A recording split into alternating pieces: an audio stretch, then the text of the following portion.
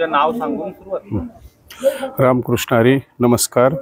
माझं नाव श्री दिनकर रमेश पिंगळे काका, राहणार सांगवी सांडस, विष्णुपूर, तालुका हवेली, जिल्हा पुणे या ठिकाणी असलेलं हे निसर्गरम्य आणि या निसर्गरम्य वातावरणात भीमा नदी किनारी वसलेलं हे गाव आणि त्यामध्ये हे वसलेलं हे विष्णू मंदिर आणि गणपती मंदिर आणि महादेव मंदिर या ठिकाणी असलेली ही निसर्गरम्य अशी दक्षिण वाहिनी भीमा नदी ही जशी चंद्रभागा पंढरपूरला आहे तसंच ही दक्षिण वाहिनी भीमा ह्या नदीने चंद्रकोर केलेली आहे।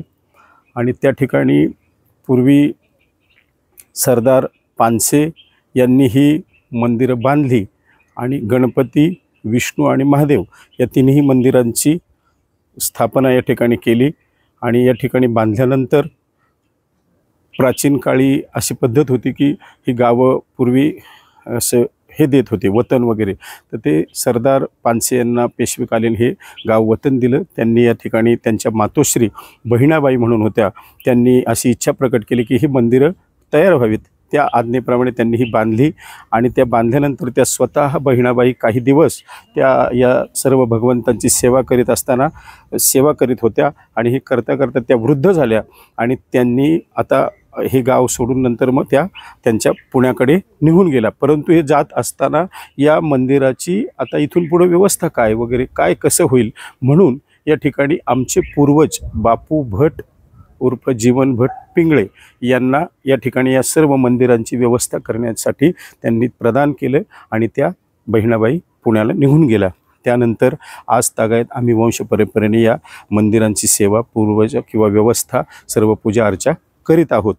त्यानंतर कालांतराने या ठिकाणी श्री संत निळोबराय हे यांची पालखी येत होती आणि ते पूर्वी तसं पाहिलं तर श्री संत निळोबराय हे रामलिंग म्हणून शिरूर या ठिकाणी रामलिंग नावाचं मंदिर आहे आणि त्या ठिकाणी ती शिरूरला वास्तव्यास असताना श्री संत निळोबाराय हे आपले कुलकर्णी पद असं त्यांचं वास्तव्य करीत असताना काही काल उत्तम गेला, परंतु त्यांना काही अपरिहार्य कारणास्तव ते शिरूर किंवा रामलिंग हे गाव सोडून ते पारनेर या ठिकाणी गेले। पारनेर या ठिकाणी गेल्यानंतर पिंपळनेर क्षेत्रामध्ये त्या ठिकाणी गेल्यानंतर ते त्या ठिकाणी वास्तव्यास राहिले आणि ते संत जगद्गुरू तुकाराम महाराजांचे सत्शिष्य असल्यामुळे ते पंढरपूरची वारी करत होते।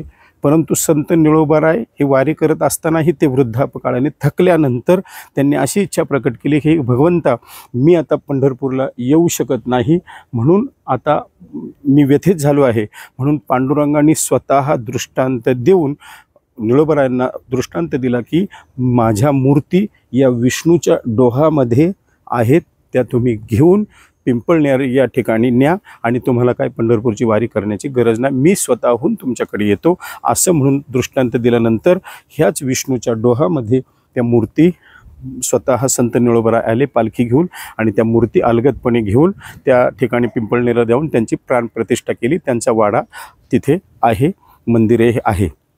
अशा प्रकारे या ठिकाणी हे जे मंदिर आहे या ठिकाणी डाव्या बाजूला विष्णूच्या उजव्या हाताला म्हणजे गणपती बाप्पाचं मंदिर आहे आणि ते उजव्या सोंडेचं आहे। प्रति चिंतामणी थेऊरच्या नजीक असल्यामुळे उजव्या सोंडेचं आहे। त्यानंतर इकडे महादेवाचं आहे, मधोमध श्री विष्णू भगवान आहे, त्या विष्णू भगवंताचं आहे श्री वत्सलांचन। भृगु ऋषींनी पूर्वीची काही लात मारली होती आणि ती प्रत्यक्ष त्या मूर्तीच्या छातीवर श्री वत्सलांचन असं वसलेलं त्या ठिकाणी पाहावयास मिळतं। असे हे सुंदर असं नयनरम्य या ठिकाणी हे मंदिर वसलेलं आहे। पूर्वी आमचे आजोबा वैकुंठवासी केशव महादेव पिंगळे यांनी स्वतः या ठिकाणी या मंदिरावर किंवा या परिसरावर एक छोटासा 4 ओळीचा अभंग म्हणले होते किंवा ह्या ओळी तयार केल्या होत्या की सव्य भागी विघ्नहर, वामभागी शंकर, दक्षिण वाहिनी भीमा केली चंद्रकोर, निळोबा संतांनी केली विनवणी, थकलो रे देवा चुकेल तुझी वारी, दृष्टांत दिधला कारे खेद करी, जाऊन या आणि मज विष्णुपुरी। आणि म्हणून माझ्या आजोबांनी अशी इच्छा प्रकट केली की या सांगवी सांडस हे गावचं नाव आहेच, परंतु विष्णूचं भव्य या ठिकाणी वास्तव्य असल्यामुळे, मूर्तीचं मंदिर असल्यामुळे विष्णुपूर हे या गावाचं नाव ठेवावं असा त्यांचा आग्रह होता। म्हणून त्यांनी हे 4 ओळी तयार केल्या होत्या. असं हे अतिशय सुंदर असं निसर्गरम्य हे वातावरणात आणि या ठिकाणी हे मंदिर आहे. आपण याची माहिती घेण्यासाठी आलात आणि माझ्याकडून जे काही माहिती देण्याचा मी प्रयत्न केला आहे तो आपण सादर करावा. रामकृष्ण हरी. रामकृष्ण हरी. या ठिकाणी सांगवी सांडस या गावामध्ये श्री क्षेत्र विष्णुपूर विष्णूचं मंदिर आहे. भव्य असं उजव्या सोंडेचा गणपती बाप्पा आहे, डाव्या हाताला महादेवाचं मंदिर आहे. आणि ज्या ठिकाणी पूर्वी पानसे सरदारांनी ही मंदिरं बांधली आणि त्यानंतर त्याची पूजा अर्चा व्यवस्था वगैरे सर्व पाहण्यासाठी जे काही आमच्या पूर्वजांना हे सर्व काही प्रदान केलं त्यांची समाधी बापू भट यांची विष्णू मंदिराच्या मागे आहे. या ठिकाणी आज तागायत आम्ही वंशपरंपरेने आजही मी स्वतः याची व्यवस्था पूजा अर्चा देखभाल करीत आहे. त्यानंतर सर्व ग्रामस्थ आणि आम्ही सर्व काही अतिशय आनंदाने या ठिकाणी या विष्णू भगवंताचा उत्सव म्हणजे जन्माष्टमी श्रीकृष्ण जन्माष्टमीच्या निमित्ताने या ठिकाणी सप्ताह आयोजित केला जातो. त्या ठिकाणी प्रवचन, हरिपाठ, जागर, कीर्तन आणि अतिशय गाथा भजन वगैरे जे काही व्यवस्थितरित्या आणि अतिशय आनंदाने सांप्रदायिक अशा प्रकारे या ठिकाणी सप्ताह साजरा केला जातो. श्रीकृष्ण जन्माचा उत्सव त्या ठिकाणी रात्री अतिशय आनंदाने साजरा केला जातो. आणि या विष्णू भगवंताची एक प्रचिती अशी आहे की या ठिकाणी ज्या दिवशी कृष्णाचा जन्म होतो त्या दिवशी त्या ठिकाणी पाळणा बांधलेला असतो आणि त्या पाळण्यात काही श्रीफळ ठेवले जातात. आणि ते श्रीफळ का ठेवले जातात तर ज्या भगिनी मातांना इशू म्हणजे मूलबाळ वगैरे होत नाही त्यांना या विष्णू भगवंताचा प्रसाद म्हणून त्या दिवशीचे जे कीर्तनकार असतात त्यांच्या शुभ हस्ते त्या ठिकाणी त्यांच्या ओटीत तो श्रीफळ प्रसाद म्हणून दिला जातो. आणि त्या ठिकाणी हे सर्व काही ह्या विष्णू भगवंताच्या कृपेने त्यांना मूलबाळ होतं अशी आमच्या गावातूनच पहिली प्रचिती आलेली आहे. आणि अशा प्रकारे दरवर्षी हा उत्सव साजरा होत असतो. त्यानंतर दुसऱ्या दिवशी दहीहंडी आणि काला म्हणजे सर्व काही महाप्रसाद असा साजरा केला जातो. त्यानंतर हा उत्सव सांगत होती.